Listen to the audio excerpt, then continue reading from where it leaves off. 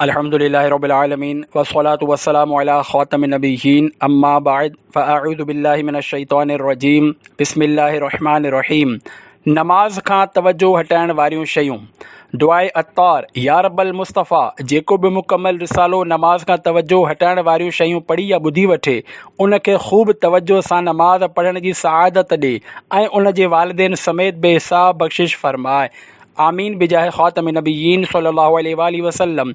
दुरूद शरीफ़ जी फ़ज़ीलत। नमाज खां पोइ हम्दो सना ऐं दुरूद शरीफ़ पढ़ण वारे खे फ़रमायो, दुआ घुरो क़बूल कई वेंदी, सुवाल कयो ॾिनो वेंदो। निसाई सफ़ो 220, हदीस 1281।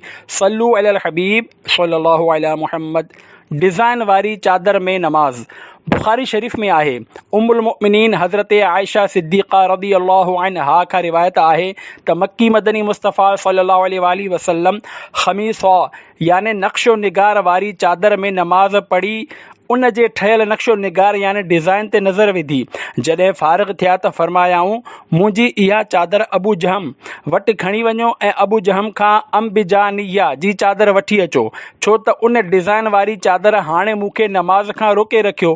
हिक रिवायत में हीअं बि आहे त नमाज में उन जा नक्शो निगार याने डिज़ाइन ॾिसणु लॻुसि त मूंखे ख़ौफ़ आहे त हीअ मुंहिंजी नमाज ख़राब करे छॾे। बुखारी जिल्द 1 सफ़ो 149, हदीस 373। लिबास जो असर दिल ते थींदो आहे। हकीमुल उम्मत हज़रत मुफ्ती अहमद यार ख़ान रहमतुल्लाह अलैहि हिक हदीस पाक जे हवाले सां लिखनि था, अरबी में ख़मीसा डिज़ाइन वारी चादर खे चवंदा आहिनि। उहा ऊनी कारी चादर हुई जेका अबू जहम रज़ियल्लाहु अन्हु हदीयतन याने बतौर तोहफ़ो ख़िदमत अक़दस में पेश कई हुई। उनखे पाए सरकार सल्लल्लाहु अलैहि वसल्लम नमाज पढ़ी रहिया हुआ। अंबिजानिया शाम याने सूरिया जे हिक बस्ती जो नालो आहे जिथे सादा कपिड़ा तयार थींदा आहिनि। इन्हीअ जे तरफ़ हिन जी निस्बत आहे।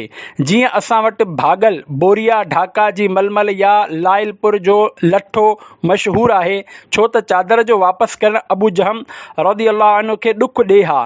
उन जी दिलदारी याने दिलजोई जे लाइ उन जे बदिले में ॿी चादर तलब फ़रमाई।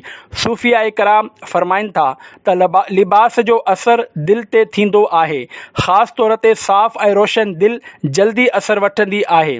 जीअं अछे कपिड़े ते कारो दाग़ मामूली हुजे त बि परे खां चिमकंदो आहे।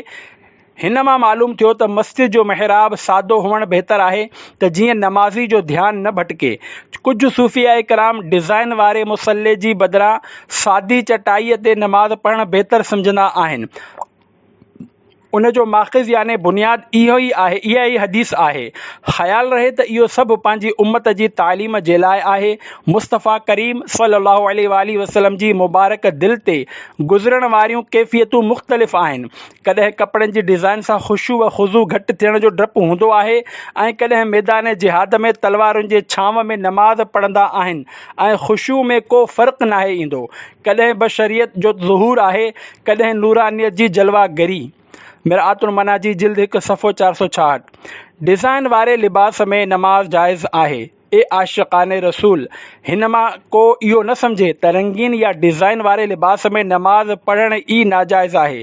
मसइलो ही आहे त लिबास जो डिज़ाइन हुजे या खीसे में वज़नी शइ या का बि शइ जेका नमाज जे ख़ुशू में रुकावट विझे, उन खां बचणु बहितर ऐं सवाब जो कमु आहे। नई नालेन शरीफ़। हुज़ूर नबी करीम सल्लल्लाहु अलैहि वसल्लम हिकु भेरे नई नालेन शरीफ़ याने मुबारक जुतियूं पातियूं।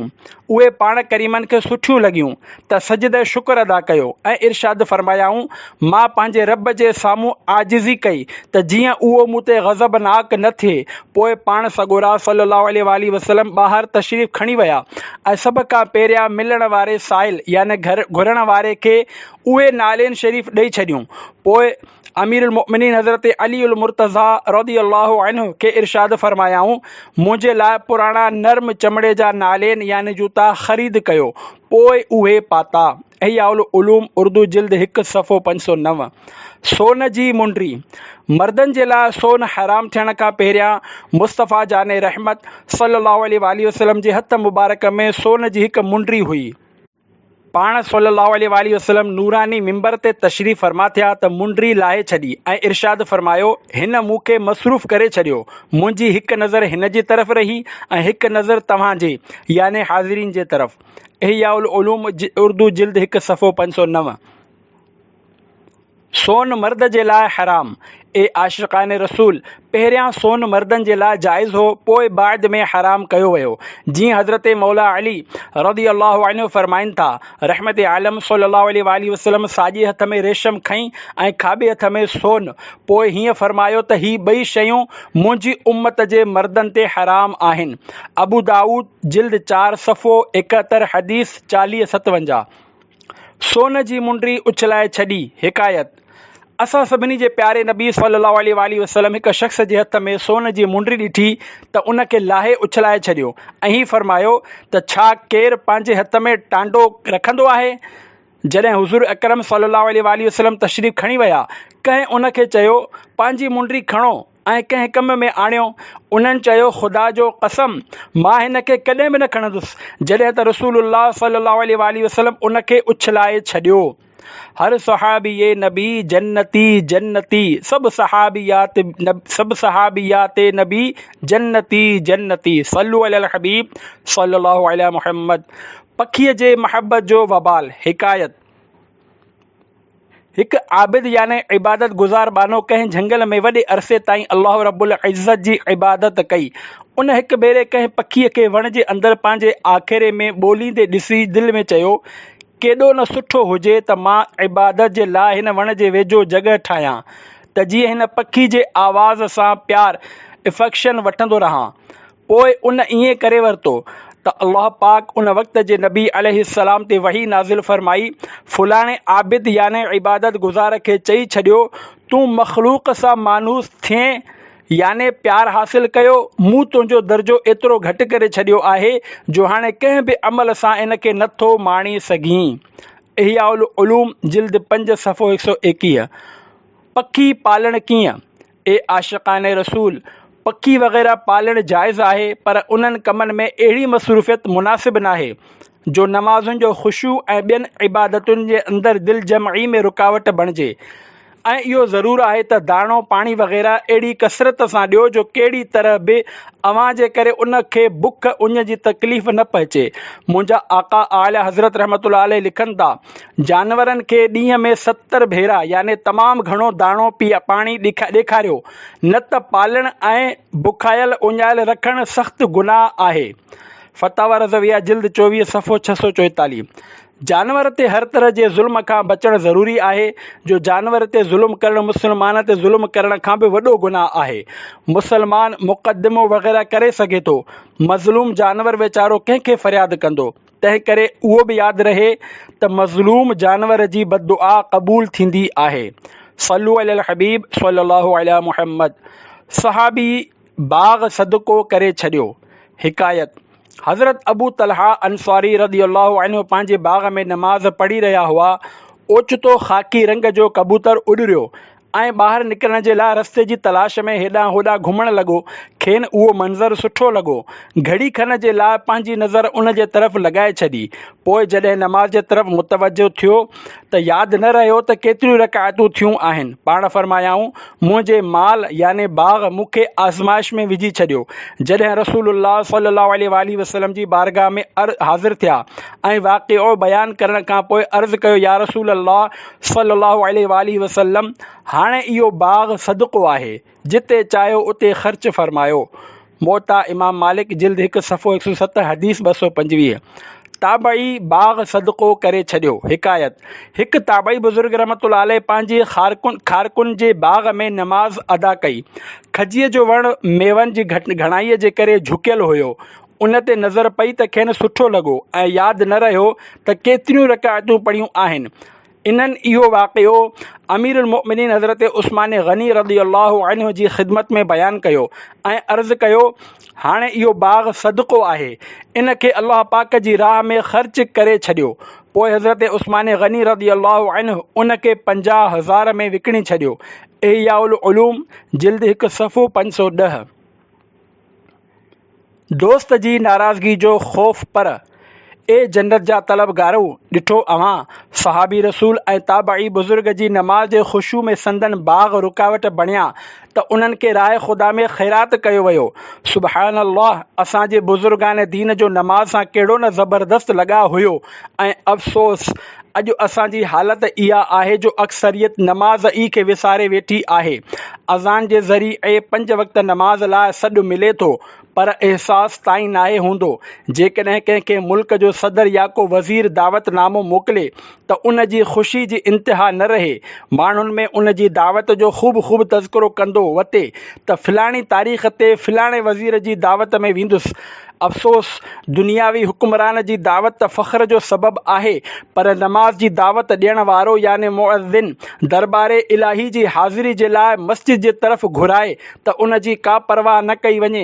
जेकॾहिं को अज़ीज़ या दोस्त शादी या कंहिं ॿी तक़रीब जी दावत ॾिए त दिलि न करण जे बावजूदि बि उन जी दावत क़बूल कई वेंदी आहे, छो त कॾहिं कॾहिं उहो ख़ौफ़ हूंदो आहे त दावत क़बूल न करणु किथे उन जी नाराज़गी जो सबबु न बणिजी वञे।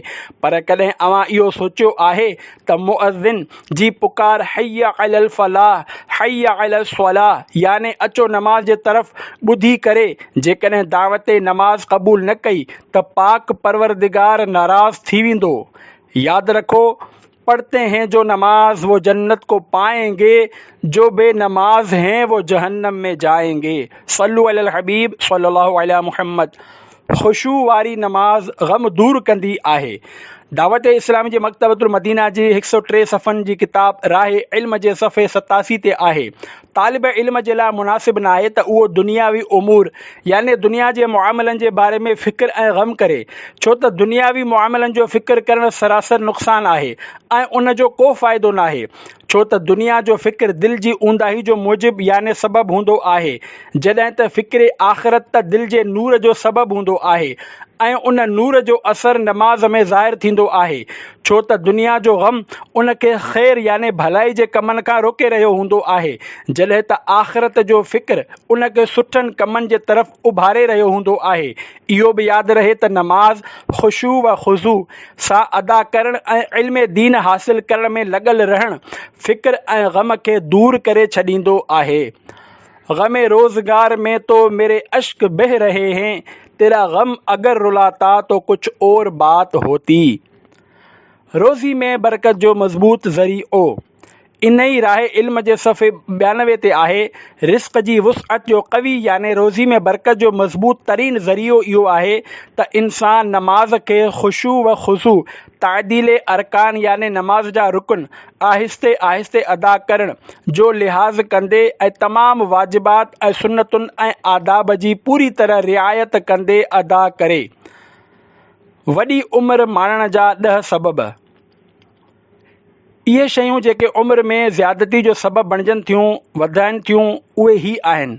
1 नेकी करणु, 2 मुस्लमान खे ईज़ा न ॾियणु, 3 बुज़ुर्गनि जो एतिराम करणु, 4 सिले रहमी याने रिश्तेदारनि सां सुठो सलूक करणु, 5 हर रोज़ सुबुह ऐं शाम हिननि लफ़्ज़नि खे 3 भेरा पढ़णु।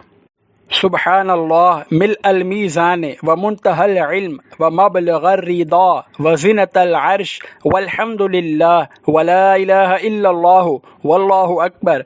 मिल अल मीज़ान व मुंतहल इल्म व मबलग़र रिदा व ज़िनतल अर्श। 6 बिना ज़रूरत जे सर सब्ज़ वणनि खे कटण खां बचणु। 7 पूरी तरीक़े सां सुन्नतुनि ऐं आदाब जो लिहाज़ रखंदे वुज़ू करणु। 8 नमाज़ ख़ुशू व ख़ुज़ू सां पढ़णु। 9 हिक ई अहराम सां हज उमरा अदा करणु याने हज क़िरान करणु। 10 पंहिंजी सिहत जो ख़्यालु रखणु। हीअ सभु ॻाल्हियूं उमिरि में वधाइण जो सबबु बणिजनि थियूं। राह इल्म सफ़ो 95। 92 रकातूं छो विसारे वेहंदो आहे। ग़ैब जी ख़बर ॿुधाइण वारे आका सल्लल्लाहु अलैहि वसल्लम जो फ़रमाने आली शान आहे, जॾहिं अज़ान थींदी आहे त शैतान पुठी फेरे पोइ पेर भॼंदो आहे त अज़ान न ॿुधी सघे। अज़ान खां पोइ ॿीहर अची वेंदो आहे ऐं जॾहिं इक़ामत थींदी आहे त पोइ भॼी वेंदो आहे। इक़ामत खां पोइ अची नमाज़ी खे वसवसा विझणु शुरू कंदो आहे ऐं उन जे विसरियल ॻाल्हियुनि जे बारे में चवंदो आहे फलाणी ॻाल्हि यादि कर, फलाणी ॻाल्हि यादि कर, एसि ताईं जो नमाज़ी खे यादि नाहे रहंदो त हिन केतिरियूं रकातूं पढ़ियूं आहिनि। बुख़ारी जिल्द 1 सफ़ो 222 हदीस 608। अज़ान में शैतान खे परे करण जो तासीर आहे।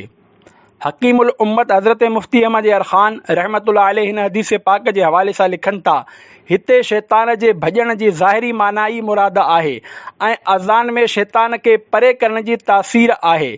इन जे करे ताउन फैलजण ते अज़ान ॾियारींदा आहिनि, छो त इहा बीमारी जिन्हनि जे असर सां आहे। ॿार जे कन में अज़ान ॾिनी वेंदी आहे छो त उन जी पैदाइश वक़्तु शैतान मौजूदु हूंदो आहे, जंहिंजी मार सां ॿारु रोअंदो आहे। दफ़नाइण खां पोइ क़बर जे सेरांदी वटि अज़ान ॾिनी वेंदी आहे छो त इहो मैयत जे इम्तिहान ऐं शैतान जे भटकाइण जो वक़्तु आहे। इन याने अज़ान जी बरकत सां शैतान भॼंदो, पिणु मैयत जे दिलि खे सुकून मिलंदो, नए घर में दिलि लॻी वेंदी, नकीरेन याने मुनकर नकीर जे सवालनि जा जवाब यादि अची वेंदा। मिरआतुल मनाजी जिल्द 1 सफ़ो 409। क़ब्र ते अज़ान ॾियण जे बारे में तफ़सीली मालूमात जे लाइ फ़तावा रज़विया मुख़रजा जिल्द 5 में मौजूदु रिसाले ईज़ानुल अजरि फ़ी अज़ानिल क़ब्र जो मुतालो करियो। नमाज़ में विसरियल ॻाल्हियूं यादि अची वेंदियूं आहिनि। मुफ्ती अहमद यार ख़ान साहिब रहमतुल्लाह अलैह अॻिते हली वधीक फ़रमाइनि था, तजुर्बो आहे त नमाज़ में उहे ॻाल्हियूं यादि अची वेंदियूं आहिनि जेके नमाज़ खां ॿाहिरि यादि नाहिनि ईंदियूं। हिन मां मालूम थियो त अल्लाह पाक शैतान खे इंसाननि जे दिलुनि ते तसरुफ़ करण जी क़ुदरत ॾिनी आहे। इंसाननि जी आज़माइश लाइ केतिरी कोशिशि कई वञे पर उन वसवसनि खां मुकमल तौर ते निजात नाहे मिलंदी। घुर्जे त वसवसनि जी परवाह न करे नमाज़ पढ़ंदो रहे, मखियुनि जे सबबु खाधो न छॾे। मिरआतुल मनाजी जिल्द 1 सफ़ो 410। शैतान ख़ज़ाने जी ख़बर ॾिनी। हिकायत, हिकु शख़्स माल दफ़न करे विसारे छॾियो ऐं हज़रत इमाम आज़म अबू हनीफ़ा रहमतुल्लाह जी ख़िदमत बाबरकत में हाज़िर थियो। पाण फ़रमायाऊं, सॼी राति नफ़िल नमाज़ पढ़, तोखे यादि अची वेंदो। उन शख़्स नमाज़ पढ़णु शुरू कई, अञा कुझु रकातूं ई पढ़ियूं हुयूं त उनखे यादि अची वियो। पोइ उन नफ़िल नमाज़ ख़तमु करे छॾी। पोइ इमाम आज़म रहमतुल्लाह अलैह जी ख़िदमत में हाज़िर थी इहो वाक़ियो बयानु कयो। पाण रहमतुल्लाह अलैह फ़रमायो, मूंखे ख़बर हुई त शैतान तोखे सॼी राति नमाज़ न पढ़णु ॾींदो ऐं तोखे तुंहिंजो माल यादि ॾियारींदो त जीअं तूं नमाज़ छॾे ॾीं। अल ख़ैरातुल हसान सफ़ो 71।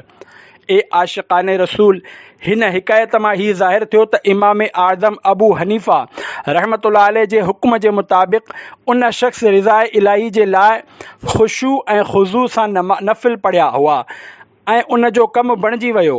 इहो यादि रखो, जॾहिं बि कंहिं दुनियावी कम लाइ विर्द ऐं वज़ीफ़ो कयो त इन में सवाब जी नियत बि करणु घुरिजे। मिसाल तौरु रोज़ी में बरकत, बीमारी खां शिफ़ा, कर्ज़ जी अदायगी, औलाद थियणु या रिश्तो मिलणु वग़ैरह जे लाइ दावत इस्लामी जे क़ाफ़िले में सफ़र करियो या को विर्द ऐं वज़ीफ़ो कयो त अल्लाह पाक जी रिज़ा हासिल करण जी नियत ज़रूरु करियो। अल्लाह करीम चाहियो त कमु बि बणिजी वेंदो। अहिड़ी तरह सलातुल हाजत वग़ैरह जी अदायगी बि सवाब जी नियत सां करणु घुरिजे। रकातुनि जो तादाद विसरी वञे त छा करणु घुरिजे? बहारे शरीयत में आहे जंहिंखे रकातुनि जी ॻणप में शक हुजे, मसलन 3 थियूं या 4, ऐं बुलूग़ बालिग़ थियण खां पोइ उहो पहिरियों वाक़ियो आहे त सलाम फेरे या को अमल नमाज़ जे ख़िलाफ़ करे नमाज़ टोड़े छॾे या ग़ालिब गुमान जे मुताबिक़ पढ़ी छॾे, पर हर सूरत में उन नमाज़ खे वराए पढ़े। फ़क़ति टोड़ण जी नियत काफ़ी नाहे, याने नमाज़ टोड़ण जो अमल करणो पवंदो। ऐं जेकॾहिं इहो शक पहिरियों भेरो नाहे बल्कि कई भेरा हिन खां पहिरियां बि थी चुको आहे त जेकॾहिं ग़ालिब गुमान कंहिं तरफ़ हुजे त उन ते अमल करे, न त कमी वारी तादाद खे इख़्तियार करे, याने 3 या 4 में शक हुजे त 3 क़रार ॾेई, 2 ऐं 3 में शक हुजे त 2 वाला हादल क़ियास, याने अहिड़ी तरह ऐं 3 चौथे ॿिन्ही रकातुनि में क़ाइदो करे, छो त 3 रकात जो चौथो थियणु मुहतमल याने 3 जो चौथे रकात हुजण जो इम्कान आहे ऐं चौथी रकात में क़ाइदे खां पोइ सजदे सहव करे सलाम फेरे ऐं ग़ालिब गुमान जी सूरत में सजदे सहव नाहे, पर जेकॾहिं सोचण में हिकु रुकन जी मिक़दार याने 3 भेरा सुबहान अल्लाह चवण जी मिक़दार जो वक़फ़ो कयो त सजदे सहव वाजिब थी वियो। नमाज़ पूरी करण खां पोइ शक थियो त उन जो को बि एतबार नाहे ऐं जेकॾहिं नमाज़ खां पोइ यकीन आहे त को फ़र्ज़ु रहिजी वियो पर उन में शक आहे त उहो कहिड़ो फ़र्ज़ु आहे त पोइ ॿीहर पढ़णु फ़र्ज़ु आहे। बहार शरीयत जिल्द 1 सफ़ो 718 सल्लू अलल हबीब सल्लल्लाहु अला मुहम्मद। इहे इंटरनेट जो ग़लति इस्तेमालु कंदा हुआ। प्यारा प्यारा इस्लामी भाइरो, वुज़ू गुस्ल ऐं नमाज़ बाबति मसइला सिखण जो जज़्बो माणणु, पंहिंजे अंदरि ख़ौफ़ ख़ुदा वधाइणु, गुनाहनि खां पाण खे बचाइणु ऐं पाण खे जन्नत जे रस्ते ते हलाइण जो ज़हन बणाइण जे लाइ आशिक़ान रसूल जी दीनी तहरीक दावत इस्लामी जे दीनी माहौल सां वाबस्ता रहो। तरग़ीब लाइ हिकु मदनी बहार ॿुधो। जीअं कराची जे इलाइक़े औरंगी टाउन जे रिहायशी इस्लामी भाउ राति ॾींहुं गुनाहनि जो बाज़ार गर्म करे रखियो हो। स्नोकर, डब्बू, क्रिकेट वग़ैरह में जुआ खेॾंदो हो। बुरनि दोस्तनि सां मिली फिल्मूं ड्रामा ॾिसंदो ऐं ज़ाती कंप्यूटर ते शर्मनाक फिल्मूं ॾिसंदो हो। बयानु करण वक़्तु लॻभॻि 4-5 साल पहिरियां जी ॻाल्हि आहे त हिकु भेरो इंटरनेट इस्तेमालु करे रहियो हो ऐं मुख़्तलिफ़ वेबसाइट्स खोले रहियो हो त ओचितो हिकु बयानु ऑनलाइन हलियो। उन अॻिते ई वधणु चाहियो थे त बयानु करण वारे जे अंदाज़ उन जो हथु रोके वरितो। इहो बयानु ॿुधणु लॻो। मुबल्लिग़ ख़ौफ़ ख़ुदा ॾियारे रहियो हो। बयान जे दौरान उहो बि पंहिंजे गुनाहनि खे यादि करे शर्मसार थियणु लॻो। उहो ही बयानु ॿुधी मुतासिर थियो। वधीक मालूमात कई त ख़बर पई त इहो बयानु दावत इस्लामी जे सुनतुनि भरे इज्तिमा में सहरा मदीना नज़द टूल प्लाज़ा कराची में थी रहियो हो। अल्हम्दुलिल्लाह उन इज्तिमा में गौसे पाक रहमतुल्लाह अलैह जो मुरीद बणजण खां पोइ गुनाहनि खां हिफ़ाज़त जे लाइ दावत इस्लामी जे मदनी माहौल सां वाबस्ता थी वियो। ईअं उन खे तौबह जी सआदत मिली वई। उन खां अलावा बि उन दावत इस्लामी जूं बरकतूं ॾिठियूं आहिनि। मसलन हिकु भेरे उन ख्वाब में ॾिठो त मस्जिद नबवी शरीफ़ में मदरसतुल मदीना बालिग़ान लॻियल हो ऐं इस्लामी भाइर क़ुरान करीम पढ़ी रहिया आहिनि। हिकु भेरे ॾिठो त मस्जिद नबवी में दावत इस्लामी जो हफ़्तेवार सुनतुनि भरियो इज्तिमा थी रहियो आहे ऐं हिकु मुबल्लिग़ दावत इस्लामी बयानु फ़रमाए रहिया आहिनि। अल्हम्दुलिल्लाह इलाक़ाई सतह ते नेक अमाल जी ज़िम्मेदारी बि मिली ऐं कमोबेश 11 महीननि खां इस्तिक़ामत सां हर महीने मदनी काफ़िले में सफ़र जी सआदत भी नसीब थी। तेरा शुक्र मौला दिया मदनी माहौल, न छूटे कभी भी खुदा मदनी माहौल। सल्लु अलल हबीब सल्लल्लाहु अला मुहम्मद। दुनिया का वञण वारे वांगुरु नमाज़ पढ़ो। फरमाने मुस्तफ़ा सल्लल्लाहु अलैहि वसल्लम जॾहिं तव्हां मां को नमाज़ पढ़े त रुख़्सत थियण वारे शख़्स वांगुरु इहो ख़्यालु करे नमाज़ पढ़े त हाणे ॿीहर नमाज़ न पढ़ी सघंदो। जामिअ सग़ीर सफ़ो 50 हदीस 716। नमाज़ जे वक़्तु पंहिंजी हर शइ खे अलविदा चई ॾियो। हज़रत इमाम मुहम्मद बिन मोहम्मद ग़ज़ाली रहमतुल्लाह अलैह हिन हदीस पाक जे हवाले सां फरमाइनि था, यानी उन शख़्स वांगुरु नमाज़ पढ़ो जेको पंहिंजे नफ़्स खे रुख़्सत कंदे, पंहिंजी ख़्वाहिशुनि खे छॾींदे ऐं पंहिंजी ज़िंदगी खे अलविदा चवंदे पंहिंजे मौला जी तरफ़ वञी रहियो हुजे। इहयाउल उलूम जिल्द 1 सफ़ो 205। हज़रत बकर बिन अब्दुल्लाह मुज़नी रहमतुल्लाह अलैह फरमाइनि था, जेकॾहिं तव्हां इहो चाहियो था त तव्हांजी नमाज़ तव्हांखे फ़ाइदो पहुचाए त नमाज़ शुरू करण खां पहिरियां ई चओ, शायदि मां हिन नमाज़ खां पोइ ॿीहर नमाज़ न पढ़ी सघंदुसि। असरुल अमल मा मसूआ अल इमाम इब्न अबी दुनिया जिल्द 3 सफ़ो 328 रक़म 104। इहा मुंहिंजी ज़िंदगी जी आख़िरी नमाज़ आहे। नमाज़ जे वक़्तु मौत खे यादि कयो वञे ऐं इहो ज़हन बणायो वञे त इहा मुंहिंजी ज़िंदगी जी आख़िरी नमाज़ आहे। फरमाने मुस्तफ़ा सल्लल्लाहु अलैहि वसल्लम आहे, पंहिंजी नमाज़ में मौत खे यादि कयो, छो त जॾहिं को शख़्स पंहिंजी नमाज़ में मौत खे यादि कंदो त उहो ज़रूरु बहितरीन अंदाज़ में नमाज़ पढ़ी सघंदो ऐं उन शख़्स वांगुरु नमाज़ पढ़ो जंहिंखे उमेद न हुजे त उहो ॿीहर नमाज़ अदा करे सघंदो। कंज़ुल उम्माल जिल्द 7 सफ़ो 212 हदीस 2075। सल्लू अलल हबीब सल्लल्लाहु अला मुहम्मद व आलिहि व अस्हाबिहि व बारक वसल्लम।